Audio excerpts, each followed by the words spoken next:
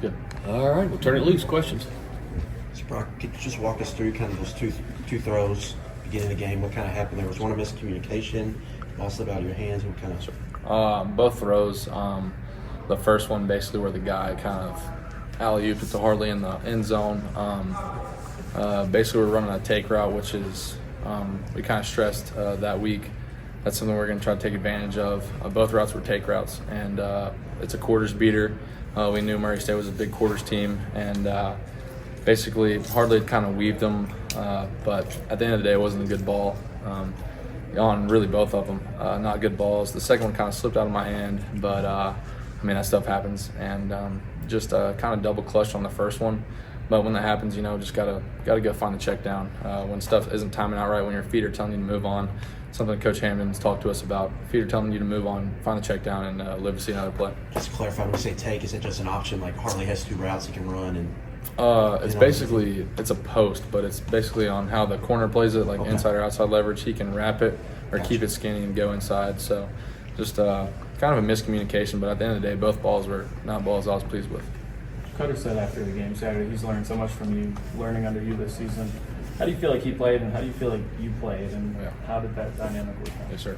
I thought that was probably one of my lesser days ever throwing the football.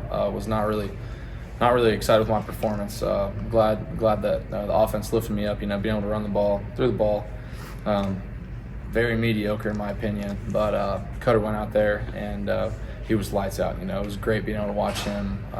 All the stuff that he practices in practice, seeing that pay off, especially for a young guy. All three of us on the sideline were as juiced as anybody. Watched him go out there and shred, and that wasn't anything new to us. I mean, that kid's a baller. He's a great kid to be around, great dude to be in the quarterback room with. And I've learned a lot from him as well this year.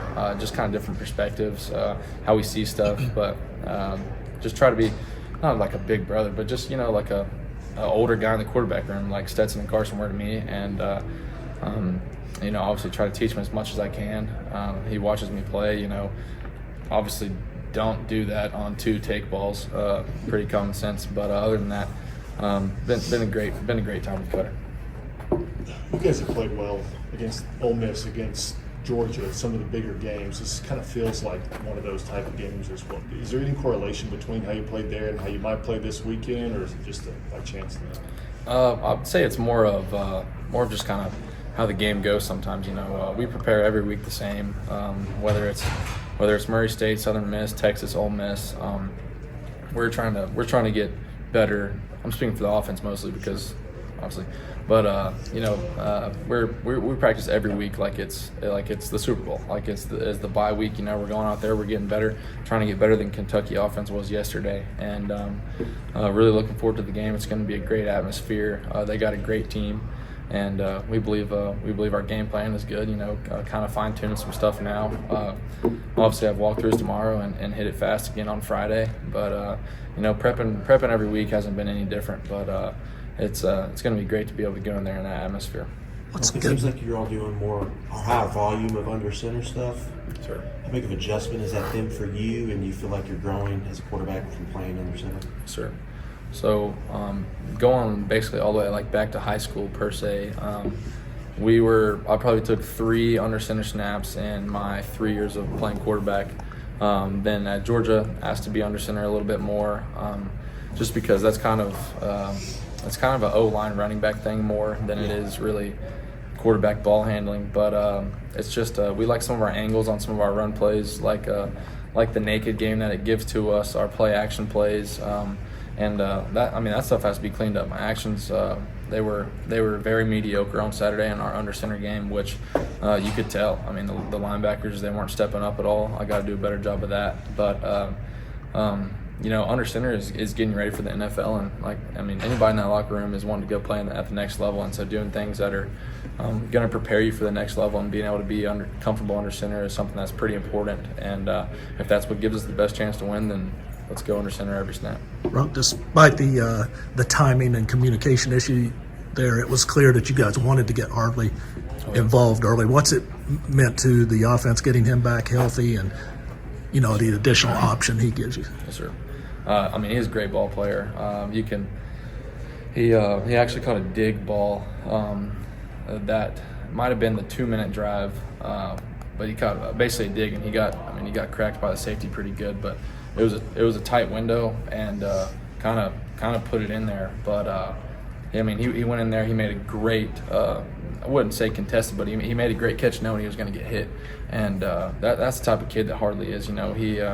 He's going to go in every day. He's going to give you his all. It could be a run play. He's got man-to-man coverage on the outside. He's running guys off.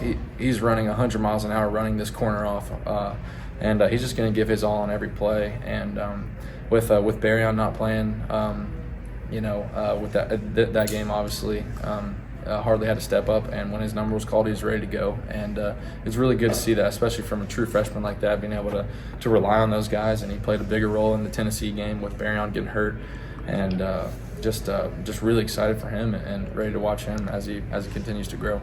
You've had to fight through some stuff, but had to play hurt this year. I know Coach Stoops said that you weren't totally clear to play last Saturday until Friday. What's that been like for you to go through that, for especially somebody in your position, quarterback? Sure. It's not something like it's not like detrimentally hard, and it's not just really easy. But as a quarterback, going through the week, game weeks, you're gonna have probably anywhere from 15 to 20 new plays or ways you dress up plays, and not just our base offense, just because we're trying to take advantage of what we think that we did well maybe the week before, or what's going to work this week against a certain defense. And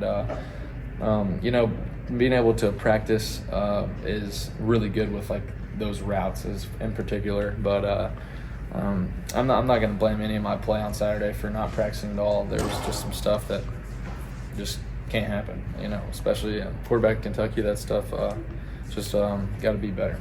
Stoops was pretty emphatic after in the press conference on Monday, saying that you're the starting quarterback. He praised Cutter, but said that you give them the best chance to win. Does that give you any confidence knowing? You came here to be the guy. Obviously, you support all the other guys in that room, but you came here to start. So does that give you confidence that you're the guy that's going to go out there and give them the best chance? It's not a thing where you're like just really excited or mad about it or whatever, but it's just how it goes. When you don't play well, then obviously there's going to be speculation and stuff, things of that sort. But my job is to go out there and play my best football. And if I'm the third string guy, then I'm going to be the best third string guy I can be in the country. And I think that's important, especially from a quarterback position, a leadership position. Whether you're the captain of the ship or you're one of the deckhands, you got to do your job the best you can do, and people are going to look to the quarterback position. People watching at home, people in the locker room, coaches, it's a powerful position, and it's something that I take pride in, and I think all the guys in our room take pride in that. And whatever my role is to be the best in that role, and yeah.